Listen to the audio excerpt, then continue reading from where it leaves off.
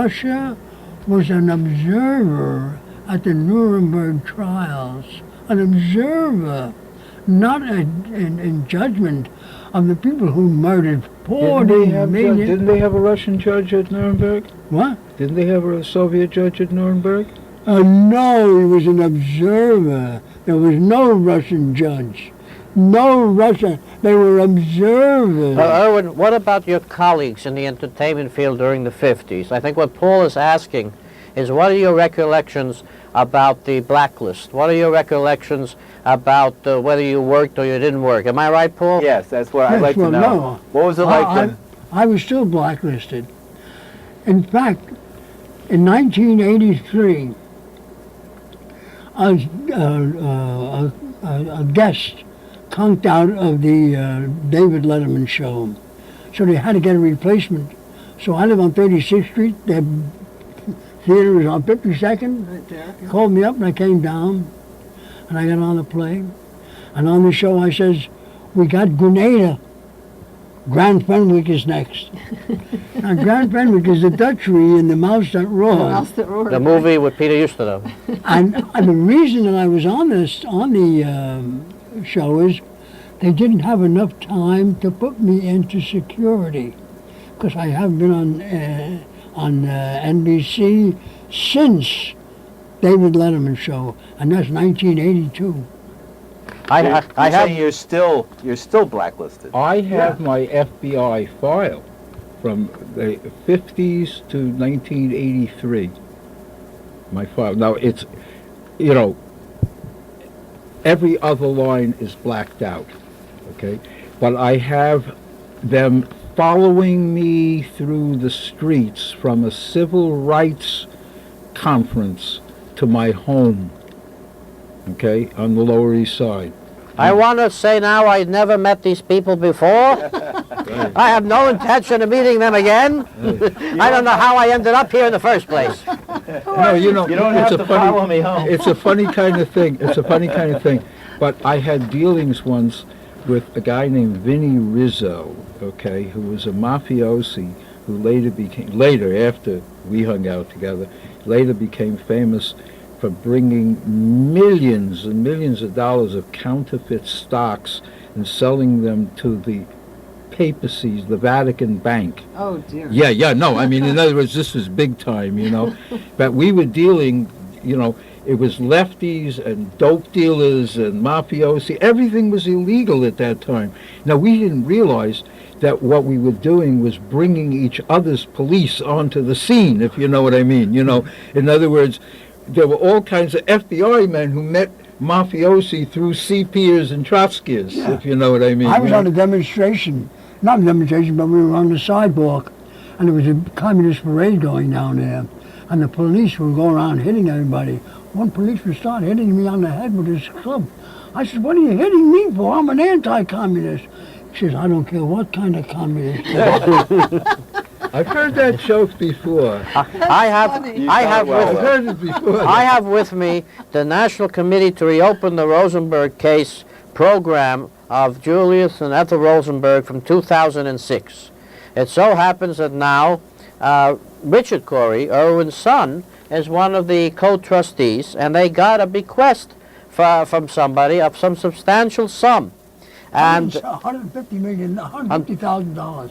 Well, can we take a minute, because one thing I've learned from these kind of shows is that the Rosenbergs and the Rosenberg trial, as much as we know it and are impassioned by it, a lot of the younger people born in the 60s, 70s, and 80s and 90s who are out there don't even know who the Rosenbergs were. I think we should just take 30 seconds to explain who the Rosenbergs were. Could either of you, the historians here? Yeah, the Rosenbergs were executed. Sean Connery, he's 007, but nobody knows his real name. The Rosenbergs were executed. The Rosenbergs gave their right name as spies. All right. He asked the question. The Rosenbergs were executed for being Soviet spies. No, okay? they weren't. Please. They weren't. Please. The charges were attempting You know, to if commit. you keep I- interrupting, I will be executed for You see what the murdering you. charge is? You know? All right, Irwin. wait. Let me Let's make take it one at a time. Yeah, let's make I'm it just simply simple. making let, it a fact. let Lenny make a statement, then you'll make a statement. Yeah, butt out. Okay. The Rosenbergs were executed for being, were accused and found guilty, all that kind of stuff, and executed for being Soviet spies. Allegedly, they were the ones that got, some of the atomic Sold US secrets. secrets. Yeah, atomic secrets. I mean, that was the whole story. Now, my attitude, this is me talking, and I'm not an expert on the Rosenberg thing, is that they did it, whether they should have been executed or not, that's another matter. I mean, the legal matters of it. But now, of course, there's no doubt that they did it because they've opened up all the Soviet files, et cetera, so no one, challenges that specific thing. But why do you still say the Rosenbergs were not killed for being spies? Their charges were attempting to commit espionage. Attempting to commit. That was the charge. Please, wave your hand someplace else. Okay. That was the charge. The charge. Please. Wait a minute, I'm doing this purposely to take you out of the fucking goddamn camera here. They was charged not as spies, but attempting to commit espionage. That was the charge. I don't see where the word spy comes in. And since they were an ally, Espionage. they were an ally of the Soviet Union. An ally. You don't put people. Benedict Arnold was no traitor. Excuse me, Jack, what's his name, Pollard?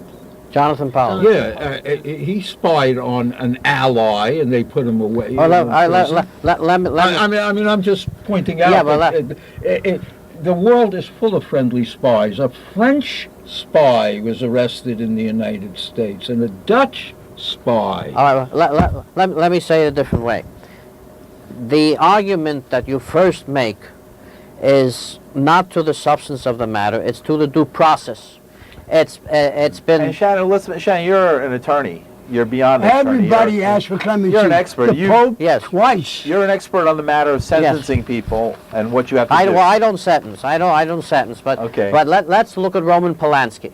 Roman Polanski had a documentary on HBO and was just basically told that because there was allegedly collusion between the prosecutor and the judge, we welcome you now, I don't know how many decades later, to come back following the murder of your wife, and the collusion took place, the Sharon Tate, of course, come back, and we will undo the injustice, and you'll be welcomed here, and he has yet to agree to this. The same thing with the Rosenbergs. Put aside guilt or innocence. It is also unquestioned, according to the retrials between every bar association that has done it, that they were denied due process and a fair trial. That is the issue. Don't say fair trial. Right. Could I mention Because this? when you Because, put the word fair trial, it means it's not a trial. A trial can either be fair or unfair. No. If it's unfair, it's not a trial. If it's fair, it's not a trial. Well, they were denied due process and due procedure. Now, And if you're Arthur- denied that, you don't get a trial. now, do you know Arthur Kenoy? And didn't one of the Supreme Court justice held back? Douglas, And Vision is his name? Vision, what was his name? Vincent. Vincent called the Supreme Court back. But they didn't have enough votes. Well, you're not allowed to do that. You're not allowed to do that. A He was the Chief decision must be unanimous. It can't be a 5-4 decision because then the law becomes ambiguous. But it's also clear that Ethel Rosenberg was innocent of everything, and she was there as leverage to pressure her husband, and she has been cleared of everything. The grand jury notes came out and showed that everything was doctored and she was clear, and yet they went ahead and executed her. So now the purpose of the whole committee is